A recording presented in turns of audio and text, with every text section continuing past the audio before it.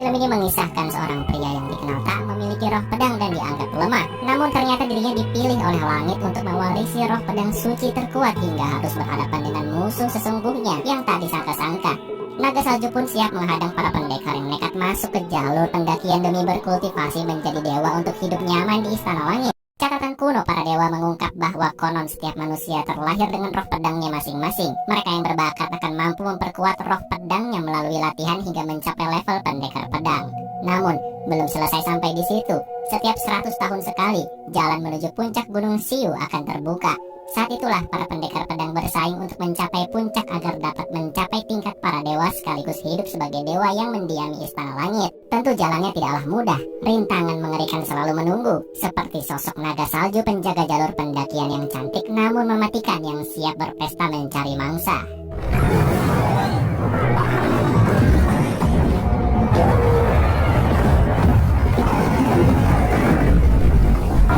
Namun hal mengejutkan terjadi. Rupanya ada satu pendekar pedang yang terlalu sakti menghajar naga salju dengan mudahnya hingga sang naga terkapar tak berdaya. Setelah itu pendekar api tersebut segera menaiki jalur pendakian menuju puncak Gunung Siu untuk menjadi dewa. Dan singkat cerita 100 tahun telah berlalu. Pada suatu malam yang indah di ibu kota kerajaan, seorang pria bernama Tijian yang terkenal lemah karena tak memiliki roh pedang. Kali ini ia sedang berbincang dengan sahabatnya tentang impian untuk melakukan kultivasi hingga menjadi dewa yang tinggal di istana langit dengan nyaman dan santai. Sementara itu di tengah jalan, terlihat seorang pendekar wanita terbang dengan pedangnya lalu dihadang oleh pendekar wanita lainnya dengan berbaju merah hingga terjadilah pertarungan sengit.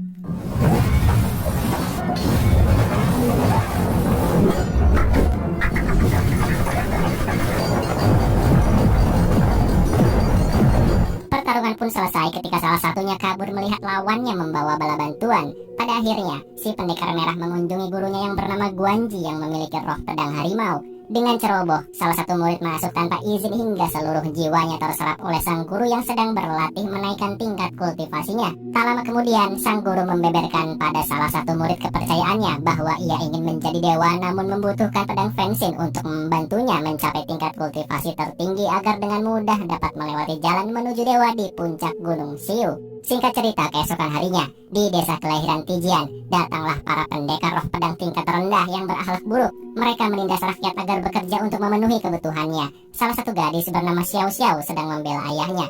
Pendekar jahat pun kesal dan ingin membunuhnya. Tapi untung Tijian datang tepat waktu untuk membela seluruh orang-orang desa. Walaupun dikenal lemah, Tijian tetap nekat menantang para pendekar yang mana hasilnya ia pun justru kalah telak. Saat hampir terbunuh, tiba-tiba datang dua pendekar roh pedang tingkat tinggi yang kebetulan saja lewat. Dengan mudah para pendekar jahat dikalahkan. Setelah itu, kedua pendekar tersebut pergi tanpa basa-basi.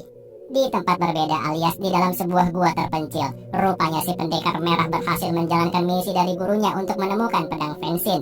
Tapi rupanya tanpa diketahui, kedua pendekar yang sebelumnya menyelamatkan Tijian pun berhasil sampai ke sana. Semua memperebutkan pedang Fensin, karena siapapun yang berhasil mengambil pedang tersebut, maka akan langsung mendapat roh pedang tingkat tertinggi dan terkuat, yang mana akan sangat membantu saat menghadapi rintangan di puncak Gunung Siu untuk menjadi dewa. Tapi untuk mengambilnya tidaklah mudah. Pedang Fensin dijaga oleh roh api suci yang sangat kuat hingga satu persatu anak buah si pendekar merah musnah tak tersisa karena hanya orang terpilih yang dapat memilikinya. Sementara itu, di tempat berbeda, Tijian nekat bertualang seorang diri ke Gunung Siu agar menjadi lebih kuat dan semakin dekat dengan tujuannya menjadi dewa. Nah, di tengah perjalanan, Tijian teralihkan perhatiannya pada sebuah kristal cantik dan saat itu tiba-tiba makhluk mengerikan mengejarnya tanpa henti. Tijian terus berlari hingga tanpa diduga ia masuk ke dalam gua di mana pedang Fensin berada. Dan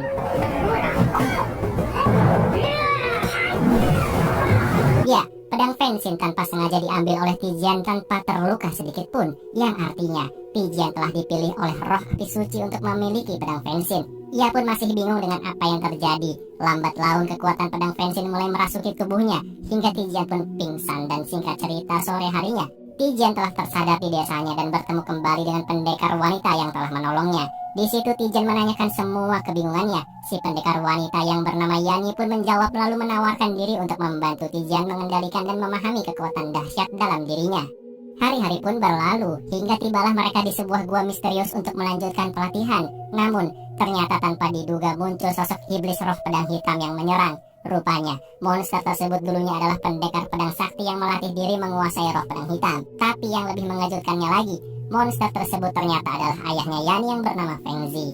Setelah menyadari hal tersebut, Tijan segera mengerahkan kekuatan api sucinya untuk menetralisir aura iblis hingga Yani pun dapat berkumpul kembali dengan ayahnya. Tak lama kemudian Feng Zi berkata, jika Tijan dipilih oleh roh api suci untuk memiliki pedang Fengxin, artinya Tijan adalah orang pilihan langit yang langsung diberikan roh pedang tingkat 6 alias tingkat tertinggi. Sedangkan di dunia ini, orang dengan roh pedang tingkat 5 saja sudah sangat langka.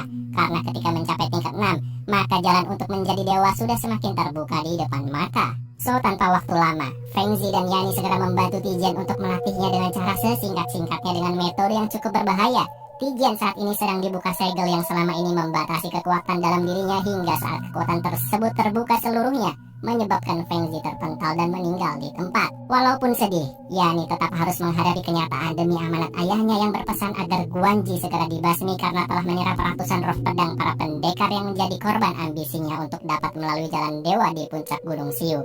Singkat cerita, Tijan segera mendatangi markas besar kediaman Guanji dan beberapa pengawal kepercayaannya. Pertarungan sengit pun tak terhindarkan lagi.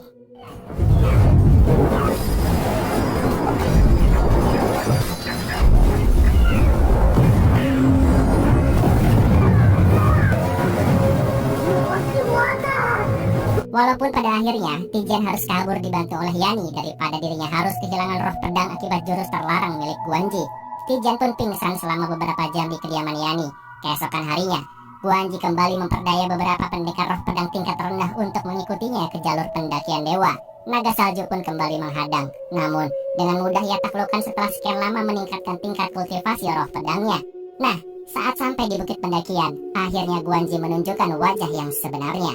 Ya, ia terang-terangan meminta para pendekar untuk menyerahkan roh pedangnya alias mengorbankan nyawa mereka agar tingkat kultivasi Guanji semakin meningkat dan mampu melewati jalur dewa yang penuh dengan sambaran petir. Tanpa basa-basi, ia pun segera mengeluarkan jurus terlarangnya hingga semua roh pedang para pendekar perlahan terserap termasuk Yani yang berusaha datang menolong. Saat hampir terbunuh, untungnya Tijan datang menyelamatkan semua orang.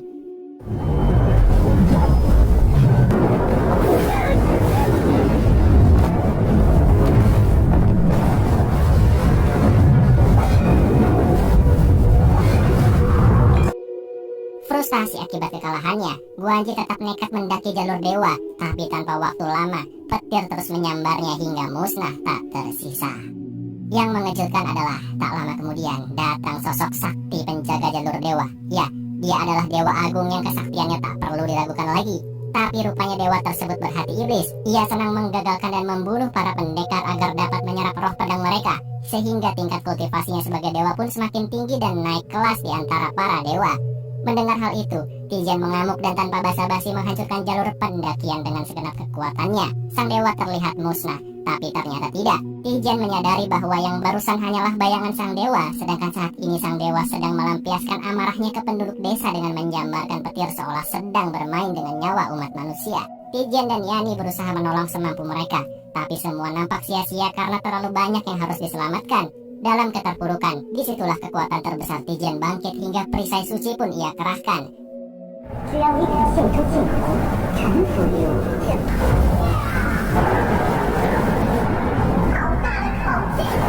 Ya, pada akhirnya Dewa Agung terkejut saat Tijan bertransformasi menjadi pendekar roh api suci dengan kekuatan melebihi dewa.